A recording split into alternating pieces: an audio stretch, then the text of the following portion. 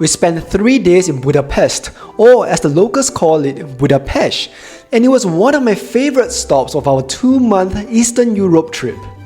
There's lots to see and do, so here's our recommended itinerary to help you make the most of your time. We also break down whether the Budapest tourist card is worth it or if a regular transport pass makes more sense. But first, day 1 began at the Buda part of the city.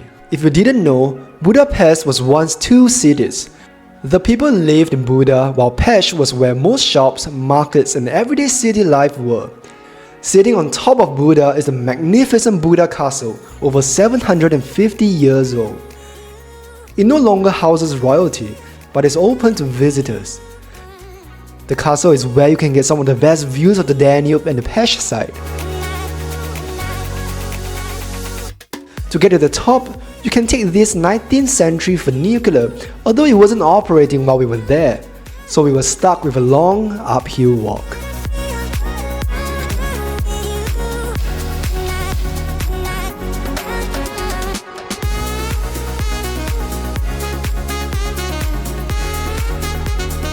Just a short distance from Buda Castle is the Fisherman's Bastion.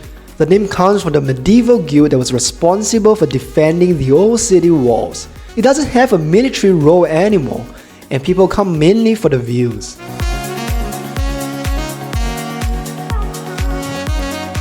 Right next to Fisherman's Bastion is the unique Matthias Church featuring colourful patterned roof tiles.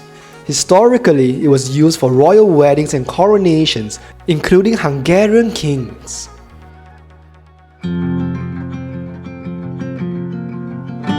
Next, we took a bus to Gellért Hill, another must-visit spot in Buda. The hill is home to the Citadella, a 19th century fortress, and the Liberty Statue, a massive monument visible from all over the city. Unfortunately, the Citadella was under renovation that day and we couldn't go inside. Nevertheless, the hill was a great area to hike and immerse in greenery. We were especially impressed with the variety and quantity of roses we saw during our walk too.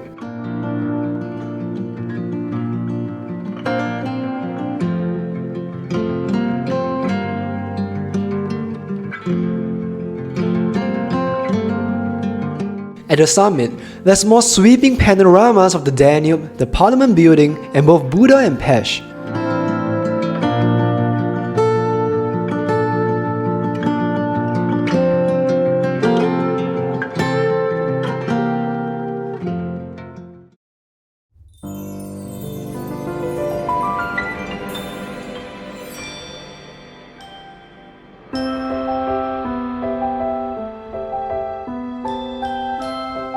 When you're ready to head back down, be sure to take a detour to the cave church. It might look small from the outside, but it's actually quite fascinating inside.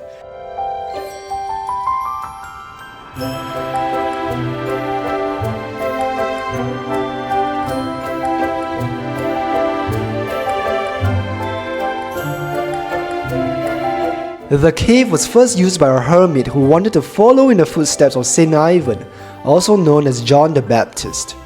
Later, monks from Poland expanded it into a proper church. However, during the communist era, these monks were imprisoned and the church was sealed, leaving it forgotten for nearly 40 years. Thankfully, by 1992, the church was reopened and restored.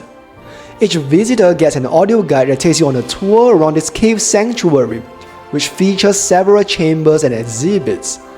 All in all, we are glad we didn't skip this attraction.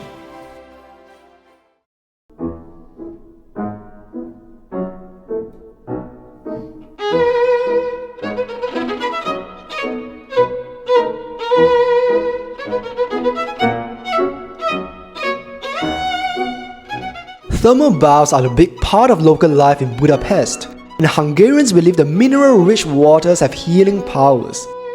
There are many options to choose from, and we picked the Gellért Baths because it's on the way, plus it's the most beautiful with an Art Nouveau style. We got tickets that included a locker, and there are toilets and changing rooms too. Remember to bring your flip-flops and a towel, although you can buy them if you forget. The Gellért Baths include landscaped outdoor pools where people can sunbathe. There's also an indoor pool, though you'll need a swim cap for this one. The real highlight is the thermal baths, with plenty of pools to choose from, ranging from slightly warm up to about 40 degrees Celsius. A little warning, I felt really tired after soaking in the baths, which is a common side effect. So, leave this to the end of the day, or don't plan anything too vigorous after. The next day we were in Pest, the livelier part of the capital, starting at Hero Square. At its center is the Millennium Memorial, which honors the most important leaders in Hungary. But if you don't know your history, these faces probably won't mean much to you. The square itself hosts many national celebrations and is surrounded by elegant buildings like the Museum of Fine Arts and the Hall of Art. Generally, it's a good starting point for exploration, as it's part of Budapest's city park. This is the city's largest public park with a calm lake and plenty of great photo spots. Just a short walk is the Buda Castle, which looks like it came right out of a storybook, and it houses the Hungarian Agricultural Museum today.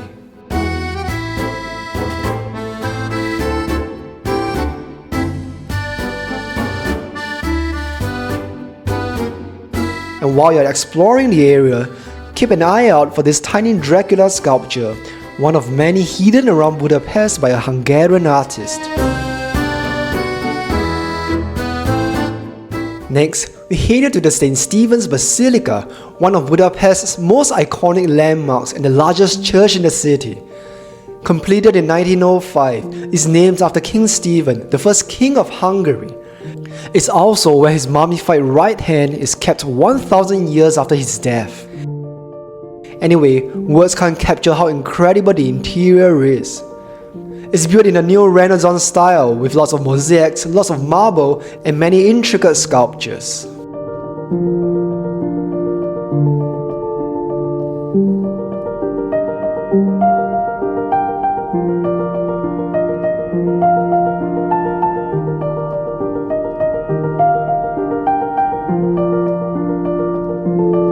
Finally, I made my way up to the dome and could see Budapest in all its glory, from the Parliament across to the Buda Hills.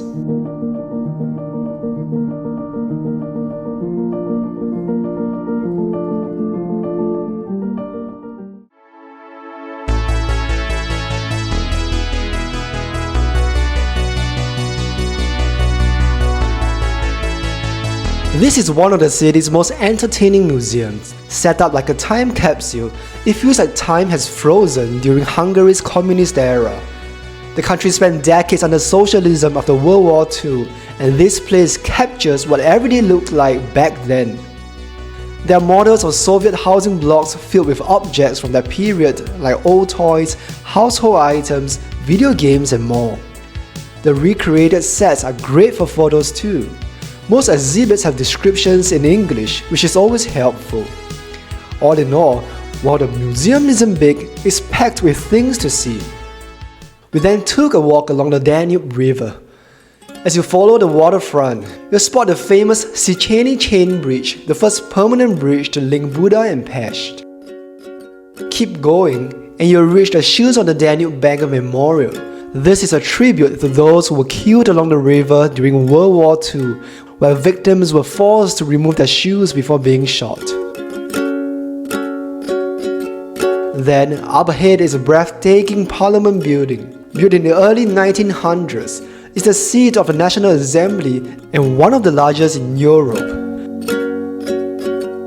It's impressive by day, but looks even better at night.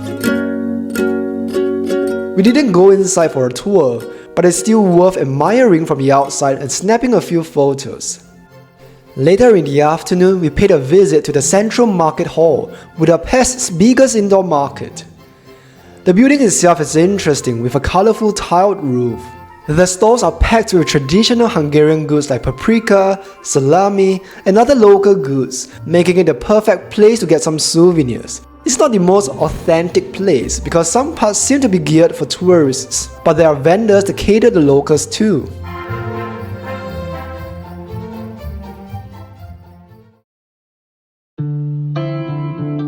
The next day, we traveled to Margaret Island, which sits in the middle of the Danube between Buda and Pest. It's a huge car-free park with lots of green spaces to relax in, as well as washrooms, food stalls, and little attractions to discover, such as this Japanese Zen garden. You can really spend a whole day here, and we'll go through some of the spots we visited. For example, during the Middle Ages, Margaret Island was home to a Dominican convent where St. Margaret of Hungary lived. You can still see remnants of the convent from the 13th century, including parts of the walls and foundations. There's a little chapel dedicated to the saint who was known for many miracles. A place that kids will enjoy is the little mini zoo. It looks to be home to chickens, ducks, and birds. It's free to enter, which is great, but unfortunately, it was closed during our visit. And because Budapest has a real soft spot for roses, of course, there's a rose garden here too, with lots of big, brightly colored blooms.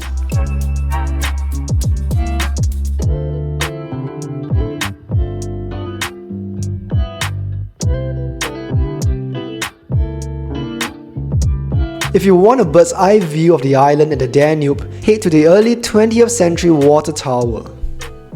It once supplied water to the island, and today you can climb it for a great lookout point. Our favorite part of the island turned out to be the musical fountain.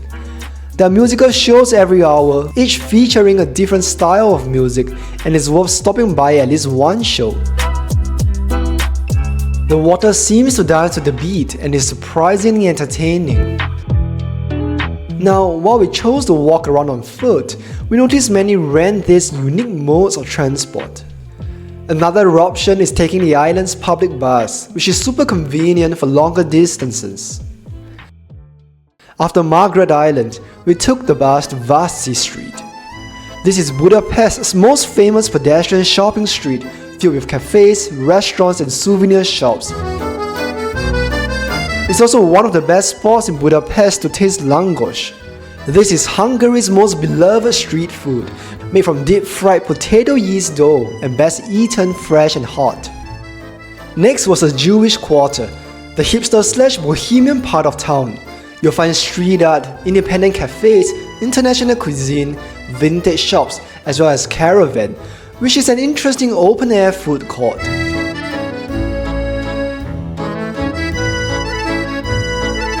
We were craving some Asian food, so we popped into a restaurant for ramen and kimchi pork belly.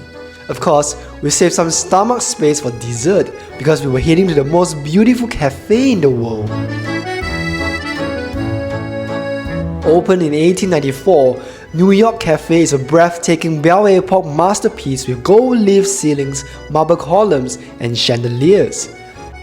It was the hangout spot for Hungarian writers and artists back in the day, and today it's a super popular tourist attraction, and prices obviously reflect that. While I can't say the food was anything special, the ambiance did kind of make up for it. Just be ready to wait in line.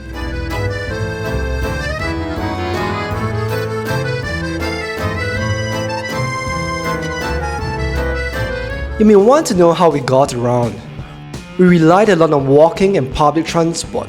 Budapest is extremely well connected, and we believe we got our money's worth from the 72-hour Budapest card. This card allows unlimited travel on most buses, trams, and metro lines, and we used it multiple times a day to save on time. You can either buy it on the Budapest Go app or at vending machines and metro entrances. We considered getting a tourist card called Budapest Pass, but after some calculations, it didn't make sense based on our itinerary. It was more economical to just get a 72-hour transport pass. Budapest is well connected, so as long as you stay central near a metro, I think you can choose any apartment around the city. We picked one located in a historic apartment building that included a kitchen and was down the street from a delicious croissant cafe, which was ideal for breakfast. If you enjoyed this video, then YouTube thinks you'll like this one too.